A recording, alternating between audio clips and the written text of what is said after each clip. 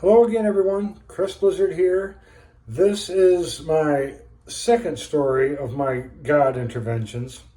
The first one was that interrupting phone call, which I admit might not have been too impressive for you, but it was me seeing God. Here's the second time I saw God in my life. This was right after high school. I got kicked out of that foster home, went to another one, and it was a wealthy family, a very nice foster home actually. I graduated high school from there, was enrolled to go to Northern Michigan University, and with wealthy foster parents behind me and the state giving me all the grants in the world, I had my future set to go. But, I was a drinker, got drunk, pissed off about who knows what, and I decided I was up north at their cabin and told my friend Doc, I can't take this crap. I'm moving, whatever crap that was, who knows. I'm running away from home and I'm going out to Arizona to live with my brother Matt. Doc told me I was crazy, drove me from their cabin back to their foster home where I stormed in the house, slammed the door, and passed out. I was all alone. Woke up the next morning feeling just stupid as living shit, but I had made my commitment. I had made a grand stand that I was going to run off to Arizona. So that's what I did.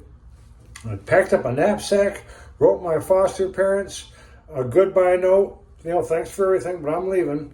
Left it on their bed, said goodbye to my dog Blanca, that I never saw again. Sorry about that, Blanca. Got on my bicycle and rode down the road. Now we're out in the country where everything is divided pretty much by a mile, for farming. And I'm going down this road. I hadn't probably gone 5 miles, and there's nothing going on, right? No cars, anything. So I noticed this bird land on a telephone wire about a quarter mile down the road.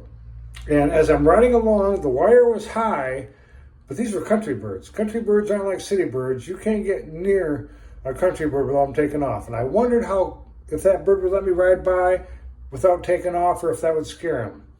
As it turns out, I get right next to this bird, and he comes off the wire, and I'm telling you folks, this bird flew down to where he was about 5 feet above my head. I look up, I swerved to the right, he swerved to the right. I swerved to the left, he swerved to the left. I did that like 3 or 4 times crossing the road, and that bird stayed right above my head. And I'm thinking, this bird's going to poop on me. Well, so I start pedaling. I'm pedaling that bicycle as fast as my little 18-year-old legs would carry me, which is, who knows, maybe 20 miles an hour or so. And this bird's staying right with me, right above my head.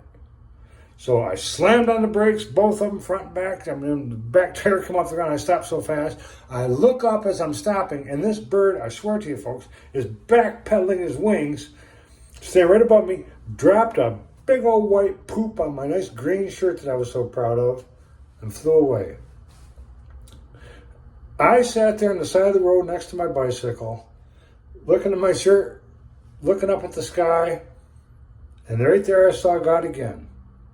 I said, "You too, God? You're against what I'm doing too? Well, you know what? Screw you." And I kept riding. Went to a gas station, washed the poop off my shirt, continued on to Mount Pleasant where my mom lived, said goodbye to her, bought a ticket on a Greyhound, left my bicycle out there, got on the bus, and I took off for Arizona. Now, I know that was God. I've never seen a bird do that. Have you? I mean, I've been pooped on the beach by a seagull. I didn't think, oh, there's God telling me not to go swimming. It wasn't like that. The way this bird acted, following me back and forth, following me down the road, backpedaling its wings and pooping on me, I've never seen that. Have you? I didn't think so. I've never heard of such a thing. Anyway, so I kept going, and looking back on that, you'd think, okay, God knows everything, right?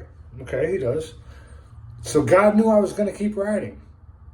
So why did God waste his time, waste my time, or even the bird's time for that matter? Why didn't he just let me keep riding? Because that's what I was going to do anyway. One reason, well, maybe a couple reasons, but one big reason is that God knew I would see him. I would see him in that bird and what that bird did. And I think to this day, I am convinced that has got to be the biggest thrill in the world for God, when someone can see him. Because let's face it, God's invisible. And when he came down to the earth as his son, Jesus Christ, that was the only time he took a physical form. And he's still the Father. He's invisible. And what a big kick that must have been for him to be seen. Just like when I seen him when that interrupting phone call happened. I saw him when that bird did its crazy thing. So there you go. There's the second time I saw God. Went out to Arizona, lasted there about a year, joined the Army, and that's where my next intervention takes place. So come back for that video and I'll tell you all about it. That one there is how I became a knower that God is real.